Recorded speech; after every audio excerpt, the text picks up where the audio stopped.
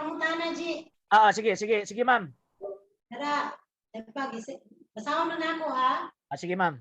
Kaya, ang pag-watch o mass sa media compare sa pag-attend og mass sa actual play sa simbahan. Nabay diferensya nga impact ana siya? Naida kong diferensya, ma'am, oy. Ngano man, wa man kay madawat na grasya diya as television or tawag na screen imo makita. May pag magrosaryo talaga. Napa kay madawat indulensya. Wala. Ani daw. Nasa girason. Kay naamang gud ta sa Buddhist country like sa Thailand. Napo kasi siya impact sa ako labi na karon kung mag-watch daw siya sa misa sa Bisaya daw sa TV. Pwede ba na ma-consider kay karon sa Thailand actually mga pila ra ka buok makasulod kay gagmay man ang church dire sa Catholic. Once na mapuno siya kaulion man ka. Daw ang iyahang status. Isa man na siya. So, ang sa ang Catholic view, ma'am, ang atuag yung katolikong pagtuo, madawat nimo ang grasya, katong grasyang makasantos kung ni-appeal gyud ka sa misa. Ni-appeal gyud ka.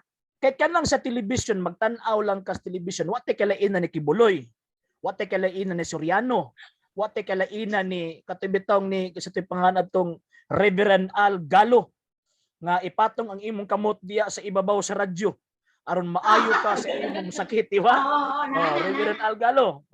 Wate kalainan ato nila. So kung dili ta makatambong, posible nga maka-inspire sa imuha ang pagtan-aw nimo, pero wala kay grasyang madawat kung diha ra ka kutob sa screen.